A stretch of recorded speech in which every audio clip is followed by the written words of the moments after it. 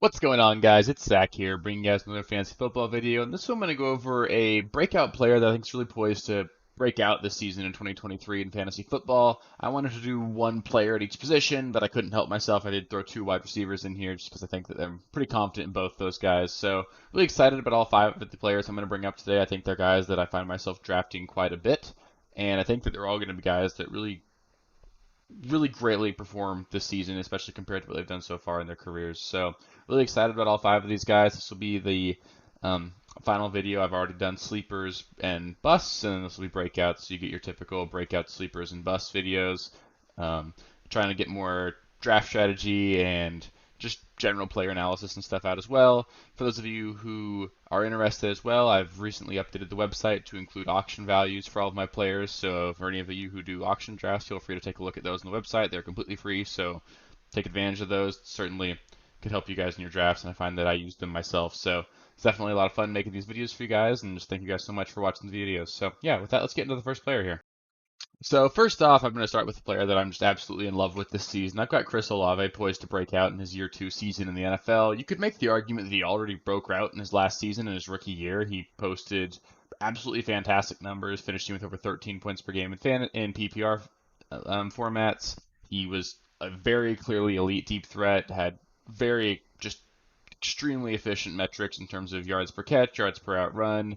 He's just a really great player. I think he's already one of the best wide receivers in the NFL. He did get a very significant upgrade at the quarterback position this season, going from from Andy Dalton to Derek Carr. And Derek Carr has already shown a willingness to hyper target his top target. We've seen guys like Darren Waller, Hunter Renfrow, and then last season Devontae Adams see target shares up to even 30, 31%. I don't think Chris Olave is going to get that 30, 31%. I'm projecting him for a 28% target share right now. That has him finishing as the wide receiver 8, which is way ahead of his current ADP. I think that there's even more ceiling there because they didn't exactly project this offense to be lights out. So if they have a better offense that overall, then he could score a few more touchdowns this season. He could easily sniff the top 5 at the position. I think that he's going to be one of the steals in drafts. I think that he's just a guy that I'm super in love with. I think he's just as talented, if not more talented, than Garrett Wilson. And honestly, I think that he might have a better quarterback than Rodgers. I think that at this point in their career, Derek Carr might be a bit better than Aaron Rodgers. So I think Olave is going to have a monster season. I've been drafting him everywhere, and I really think you should too. And the second wide receiver that I find myself drafting almost everywhere is Jordan Addison. He's going to slot right into the wide receiver 2 role for the Minnesota Vikings. They spent a draft pick on him this season after having lost Adam Thielen. And honestly, he's just a really great player. And on top of that, he's replacing Adam Thielen, who, believe it or not, ran the second most routes in the entire NFL last season. That shouldn't be that shocking when you think about it, given just how much this team passed the ball. They're going to do it again this season. They just lost Alvin Cook this offseason, having let him go. Losing Adam Thielen opens up targets for Addison.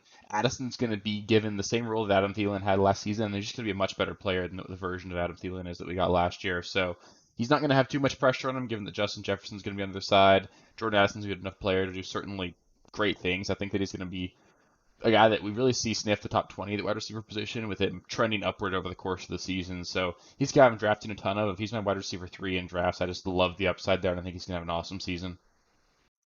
Moving on to the running back position here, my breakout this season is going to be Ramondre Stevenson. Assuming the Patriots don't land Dalvin Cook in free agency here, Ramondre's finally got this backfield to himself. We don't really have to worry about that back and forth between which one of him or Damian Harris is going to get the main workload in any given week. And he's just extremely talented. He ranked in the top 10 in tons of efficiency metrics in terms of yards created per touch. He was third in forced missed tackles per touch last season. He just passes the eye test as well. He's a really great receiving back. He just looks really good in the open field. And this is going to be an offense that's going to run through him in all reality. He's probably their most talented offensive weapon, assuming they don't add either DeAndre Hopkins or Dalvin Cook.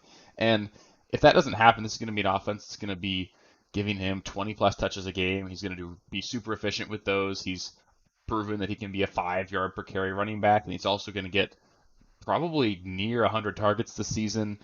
I wouldn't be shocked at all to see him catch 80 passes, see him get 300 carries in the season, and just really just blow up fantasy. I think he's got a legitimate shot to finish at the top 5 of the position this season, and honestly, RB1 on the season is within his range of outcomes. So I'm super excited for him, and you don't have to pay that much for him either in drafts. So he tends to be one of the running backs that I find myself leaving drafts with the most. At the tight end position here, I've got Dallas Goedert. I think he's got a real shot to slot into that elite tier of the tight end position. I don't think he's obviously going to touch the Travis Kelce tier here, but he's in a very condensed target tree in Philadelphia. We know that A.J. Brown, Devonta Smith, and Dallas Goedert are pretty much going to command all of the targets in this offense. And having lost Miles Sanders and invested in Jalen Hurts long term, I think there's going to be a bit of a mix-up in terms of what we see the Eagles do towards the goal near the goal line. Miles Sanders was their goal line back when they got down there last season, on top of Jalen Hurts getting those 1 yard rushing touchdowns. And I think they might be a little bit more careful with Jalen Hurts. I'm not saying Jalen Hurts isn't going to still have that monster season, but I think that they might want to run Jalen Hurts a little bit less to keep his body out of harm's way, given how much they've invested in him. So I think there's a real shot that Dallas Goedert gets utilized in the red zone more. He did have a 25% target rate in the red zone last season. He was 15th in the NFL in red zone targets, and I think that even though he only scored 3 touchdowns, there's just certainly a lot to love there. I think he's going to be a guy that could really easily put 6, 7, 8 receiving touchdowns up this season, and that'd be a career high for him. On top of that, he was number 1 last season in terms of yards per target at the tight end position.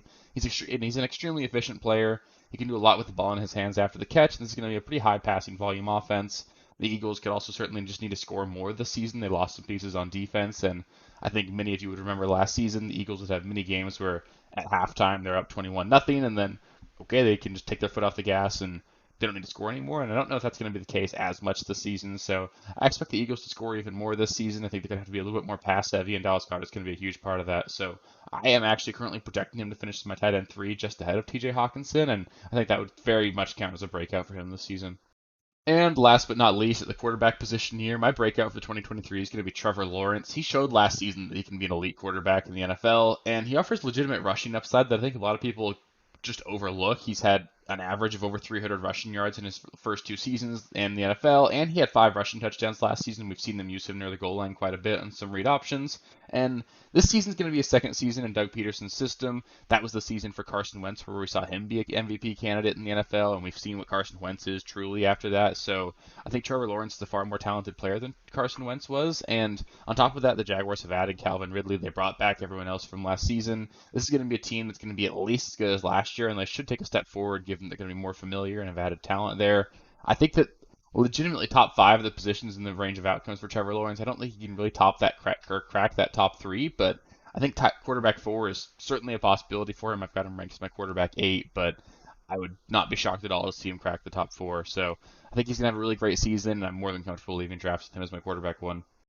So that'll do it for the breakout players of 2023. I might do another one of these when we get towards August, just sort of revisit these and see if I still believe these ones, make sure that there's no updates there. But really love making these videos. I'll probably, like I said, try and revisit the breakout sleepers and bust videos, just sort of keep things up to date as the offseason rolls along. We're getting into mid-July here, so it's super exciting. We're really starting to get into the meat of the football offseason. We've got preseason games starting in just a few weeks, so it's going to be really exciting to see the NFL come up. We've got about 2 months really until the first kickoff, so super exciting, really getting super excited for football. If this was your first time on the channel, thank you so much for taking the time to watch the video. I hope you liked it. If you did, please do like the video and subscribe to the channel. It really means a lot. It really helps grow the channel. We're something around 350 subscribers right now. I'd love to try and crack 500 as soon as possible. It's been a goal of mine for a bit, so let's see if we can get there. I'd really appreciate all the support, and yeah, with that, I'll catch you next time.